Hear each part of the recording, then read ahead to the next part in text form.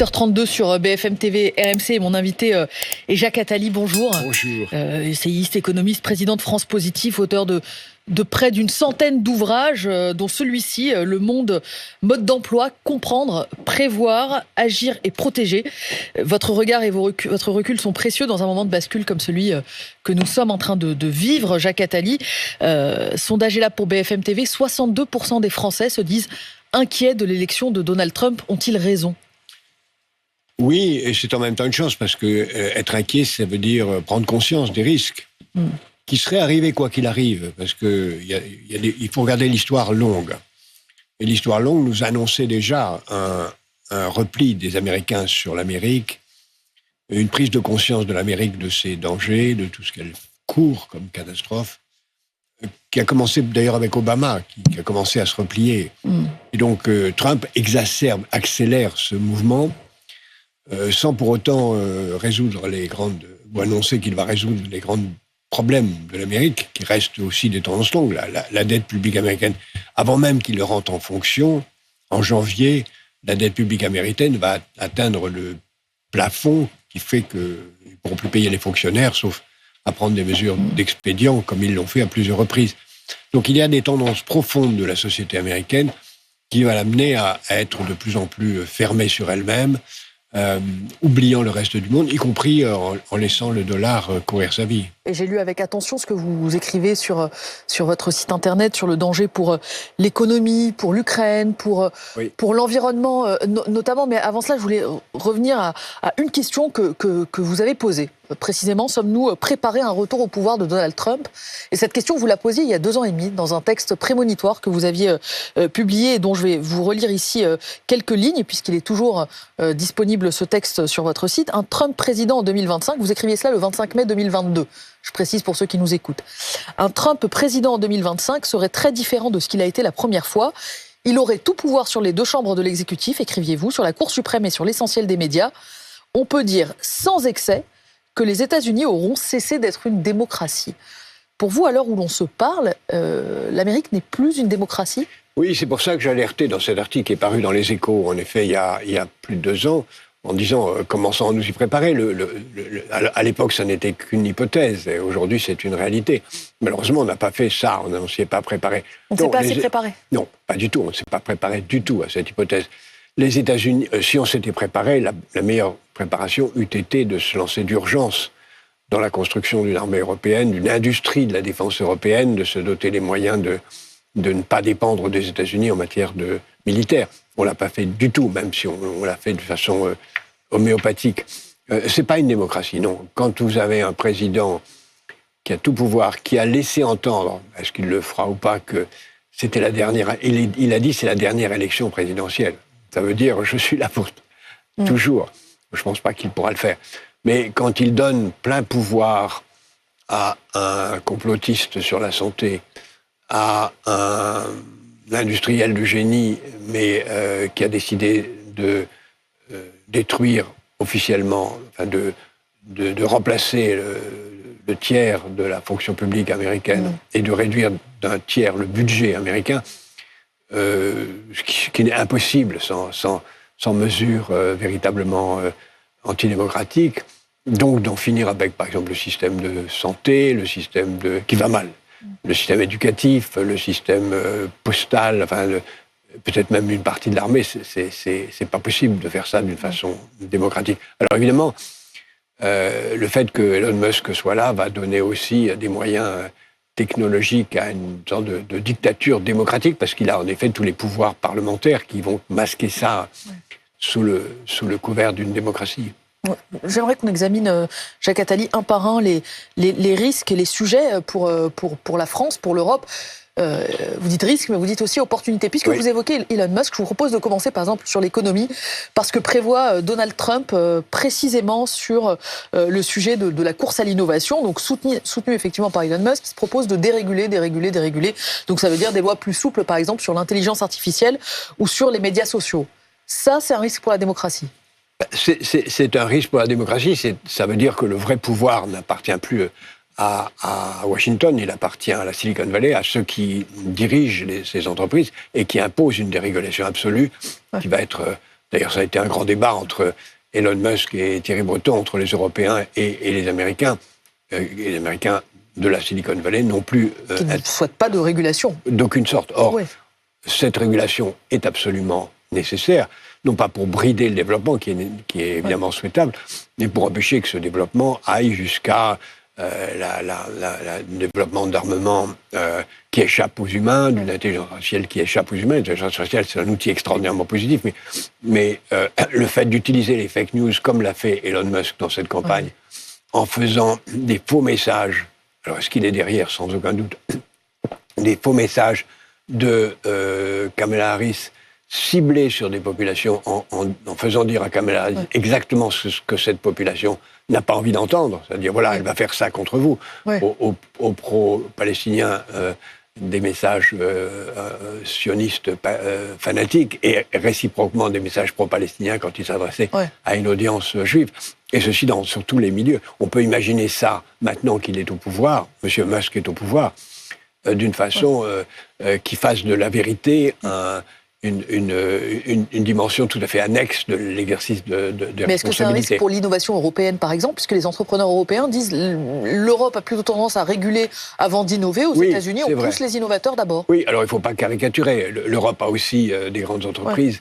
Par exemple, il existe une entreprise d'intelligence artificielle en Europe qui est aussi bonne, sinon meilleure, que les entreprises américaines, et qui s'appelle Mistral, qui n'a pas du tout été empêchée par la régulation et qui devrait se développer davantage si elle avait encore plus de moyens. C'est un exemple parmi beaucoup d'autres. Donc, non. Pour l'instant, les régulations européennes n'empêchent pas le développement. Ce qui empêche le développement, c'est qu'on n'a pas de politique industrielle, on ne concentre pas les moyens. Il y a aux États-Unis des institutions qui existent, et qui d'ailleurs ont été développées sous tous les présidents, et en particulier par Biden, sous le nom de IRA, qui était un paquet de mesures protectionnistes pour promouvoir les industries américaines. Voilà, qui était énorme. Nous n'avons pas l'équivalent en Europe. Ça existe, mais de façon extrêmement faible. Donc, nous n'avons pas les moyens. Plus exactement, l'argent existe, parce que les emprunts... On n'arrive pas à les mettre ensemble. On n'a pas la cohérence d'ensemble. On se disperse, on n'a pas de politique industrielle. Tout est dans le rapport Draghi. Et ça, Jacques Attali, le rapport Draghi, l'ancien commissaire européen, qui propose, je précise pour nos auditeurs, d'avoir un paquet commun de 800 milliards d'euros par an pour pouvoir précisément que l'Europe puisse défendre ses industries. L'argent existe. On a les bras, mais on n'a pas la tête. Et je voulais en arriver précisément aux industries, parce que le programme économique de Donald Trump est extrêmement simple aussi en la matière, c'est-à-dire tout ce qui provient d'autres continents et précisément d'Europe, minimum 20% de taxes douanières. Et puis par ailleurs, des régulations là encore sur le sol américain pour pousser tout simplement les entreprises à s'installer aux États-Unis, à produire aux États-Unis. Est-ce que ça, d'abord, est-ce que vous pensez qu'il va l'appliquer comme programme? Et quelles conséquences ça peut avoir en Europe? On voit ces plans sociaux se multiplier en Allemagne, en France. On se dit que ça va être de la destruction d'emplois massive. Oui, c'est possible. Il va sans doute le faire, en tout cas pour commencer la négociation, parce que la principale victime recherchée, c'est pas l'Europe, c'est la Chine, où il propose 60% de hausse des taxes. Qu'on peut comprendre, non pas à un tel niveau, mais on peut comprendre l'inquiétude quand on voit que l'industrie chinoise est en train de balayer l'industrie européenne et américaine en matière automobile et dans tous les domaines de l'industrie de la consommation, parce qu'ils ont préparé bien mieux que nous les industries du futur. Donc on peut comprendre la volonté de le faire, mais en fait, il va se tirer une balle dans le pied, parce que si vous augmentez les taxes, vous allez augmenter les prix, donc vous allez créer de l'inflation, donc vous allez agir contre le pouvoir d'achat des gens. Donc ce n'est pas... quoi qu'il arrive, l'inflation va remonter aux États-Unis, le dollar va être menacé, et ça ne peut réussir, une telle politique, que si les industries américaines réagissent d'une façon efficace. Je ne sens pas cette réaction venir, je ne sens pas l'industrie américaine capable de concurrencer l'industrie chinoise, même s'il le faudrait, et je ne sens encore moins l'industrie européenne, puisque c'était votre question, en situation de concurrencer l'industrie chinoise. Est-ce qu'il faut craindre pour l'emploi en Europe? Oui, sans aucun doute. Il faut craindre pour l'emploi. Là encore, sauf si on se donne les moyens, si on considère que cette crise est une opportunité. C'est une chance. C'est ce qu'on appelle en anglais wake-up call. C'est l'occasion de se réveiller, de prendre conscience que nous sommes menacés par un déferlement de haut niveau de qualité technique d'objets de consommation chinois, pas seulement dans le textile, mais aussi dans l'automobile, mais qu'il faut réagir en produisant. Emmanuel Macron évoquait hier un réveil stratégique européen. Fondamental. Mais est-ce que l'Europe saura répondre d'une seule voix ? Alors, c'est ça. Parce qu'en Europe, il n'y a pas que des fervents défenseurs d'une Europe intégrée. Il y a aussi des partisans de Donald Trump qui, au final, s'accommodent très bien de dire nous, Hongrie, Italie, Pologne, on ira négocier avec Donald Trump en direct pour notre pays, pas forcément pour les 27. Non, en matière commerciale, c'est pas possible, sauf à sortir de l'Union européenne, puisque je rappelle que c'est une compétence communautaire. Mais l'Allemagne, par exemple, rechigne à mettre des droits de douane lorsque les productions européennes sont taxées. Ce n'est pas leur philosophie, par exemple. Ce n'est pas leur philosophie. La mauvaise nouvelle n'est pas l'élection de M. Trump, parce que je pense que quoi qu'il arrive, qui que ce soit qui eût été président des États-Unis, nous aurions eu des États-Unis beaucoup plus protectionnistes et beaucoup plus tournés vers eux-mêmes. La mauvaise nouvelle, c'est ce qui se passe en Allemagne. Une Allemagne qui est profondément en crise, puisqu'elle vivait des importations d'énergie russe et des exportations de biens de consommation et d'équipements vers la Chine et les États-Unis. Donc elle est extraordinairement vulnérable à la situation actuelle, fermée aux États-Unis, fermée en Chine, fermée en Russie. Or, un pays dont l'essentiel du moteur de la croissance était les exportations hors Europe, ce qui n'est pas le cas de la France, et qui malheureusement, elle, est déficitaire, donc qui souffre d'un péril inverse, fait d'une Allemagne très vulnérable. Et aujourd'hui s'ajoute à cette vulnérabilité fondamentale de l'Allemagne une crise politique qui fait qu'on ne va pas arriver avant au moins dans un an à créer les conditions d'un accord avec l'Allemagne. Parce qu'il faut se rappeler que les élections auront lieu en Allemagne au mois de mars, qu'après les élections, il n'y aura malheureusement sans doute pas un parti qui gouvernera seul, il y aura besoin d'une coalition, et en Allemagne, ça prend beaucoup de temps d'établir une coalition. Il faut discuter, faire un gros livre qui définit la coalition. On voit d'ailleurs qu'elle ne tient pas toujours. Et ça nous met au plus tôt, au mois de juin de l'année prochaine. Donc, on se trouve dans une situation de fragilité de l'Europe au pire moment. D'où, Jacques Attali, la tentation, la volonté d'Emmanuel Macron d'incarner le leadership européen face à Donald Trump. Est-ce qu'il peut y arriver ? Est-ce que la dissolution n'a pas coûté aussi à la France sa voix en Europe et à l'international ? C'est une des conséquences, parmi d'autres, très négatives de cette dissolution, que j'ai toujours dit malvenue et inutile. Mais là encore, l'événement aurait pu se produire un peu plus tard, c'est-à-dire avoir lieu maintenant, parce que le gouvernement aurait pu tomber et se trouver dans cette situation. Mais il faut assumer le fait que, sauf une réaction très forte du peuple, qui a eu lieu aux États-Unis, pas dans un sens que j'aurais préféré, mais qui a eu lieu aux États-Unis. Les États-Unis se réveillent et disent maintenant ça suffit, on prend une direction, on est incarné par quelqu'un. Encore une fois, c'est pas ma tasse de thé, j'aurais préféré autre chose. Mais ils l'ont fait. On n'est pas en situation de le faire en Europe. Monsieur Macron est président, mais un président qu'on s'est affaibli et qui va bientôt être en situation de terminer son mandat. Donc, nous n'avons pas les forces nécessaires qu'il faudrait avoir. L'Union européenne, en tant que telle, pourrait réagir si la commission qui vient d'être nommée décidait d'appliquer le rapport Draghi. Elle a les moyens juridiques, les moyens politiques de le faire. C'est à Bruxelles que ça se jouera, ce n'est pas à Paris. Voilà, c'est à Bruxelles que ça se jouera. Un mot d'Ukraine. Donald Trump, pendant toute sa campagne, il a promis qu'il pouvait résoudre ce conflit en 24 heures, sans jamais expliquer concrètement comment il allait s'y prendre. Cette nuit, Donald Trump a échangé avec Volodymyr Zelensky. Le fait que l'un de ses premiers coups de fil soit réservé au président ukrainien, est-ce que vous y voyez plutôt un bon signe pour la résolution du conflit ? Tout est possible. Il peut arrêter le conflit de plusieurs façons. Il peut arrêter le conflit en disant à partir du 26 janvier, je crois que c'est la date de son entrée en fonction, il n'y a plus une arme que je livre à l'Ukraine. Dans ce cas-là, l'État ukrainien s'effondre, parce que nous, Européens, ne sommes pas prêts à prendre le relais. Nous, on est incapable de se substituer aux milliards américains et aux armes américaines. On est incapable. Malheureusement, on n'est pas monté en régime assez vite, assez tôt pour produire les armes. Et les Ukrainiens, on est incapable. Ils tiendront un peu, mais ils s'effondreront. Donc, l'armée russe sera à la frontière tchèque. Et l'Ukraine deviendra un vassal une sorte de nouvelle Biélorussie, ce qui est un cauchemar absolu. Ça, c'est la première solution. La deuxième, c'est qu'ils disent, écoutez, je continue à livrer des armes, mais il faut arrêter, c'est pas raisonnable. Monsieur Zelensky, monsieur Poutine, mettez-vous autour de la table, le Donbass va être russe comme il est aujourd'hui, et on arrête les combats là où vous êtes aujourd'hui. Mais ça, l'Ukraine n'en veut pas. L'Ukraine n'en veut pas, mais si on la force, c'est ce qui se passera. De toute façon, à un moment, il faudra cesser le feu. L'Ukraine, aujourd'hui, veut l'intégrité territoriale, et on peut la comprendre. Si on avait pris une partie de la France, on ne peut pas dire autre chose.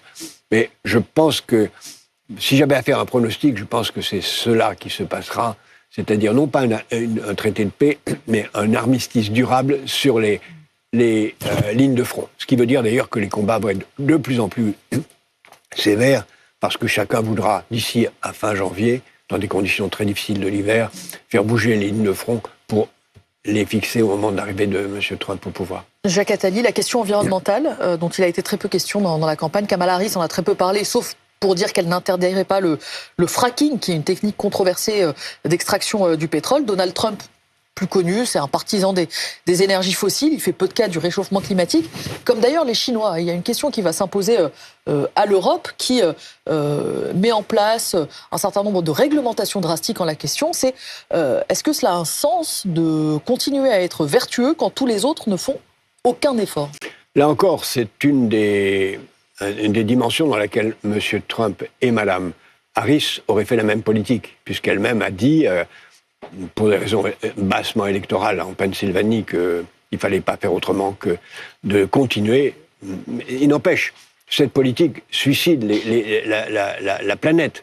Nous sommes aujourd'hui sur une tendance à 4 degrés, non pas à 1 degré ou 2. Nous sommes sur une tendance de suicide l'augmentation des températures de la planète. Et moi, dans le livre que vous avez la gentillesse d'évoquer, j'explique qu'il faut passer d'une économie de la mort à une économie de la vie en interdisant tout ce qui touche aux énergies fossiles.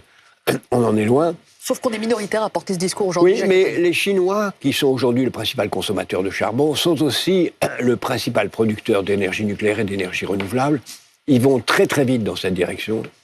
Nous, les Européens, nous y allons aussi. Et curieusement, aux États-Unis, il n'y a pas que Washington. Il y a aussi une tendance de fond de développement des énergies renouvelables. Il y a une tendance de fond de technologies nouvelles. Menacé par l'élection de Donald Trump, Jacques Attali, ou pas forcément? Pas forcément. Les technologies...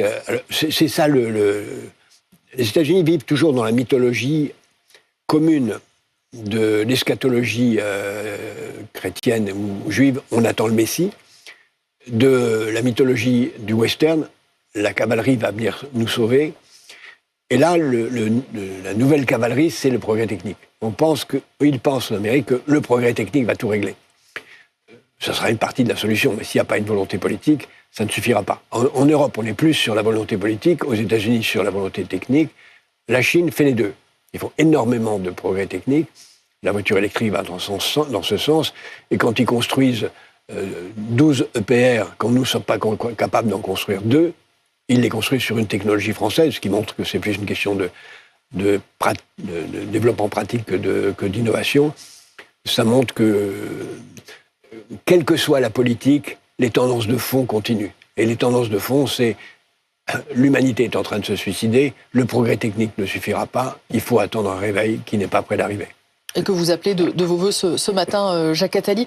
Quelle leçon doit tirer la France aussi de la campagne américaine? On a vu une campagne très violente avec une logique de bloc contre bloc qui ne se parle pas.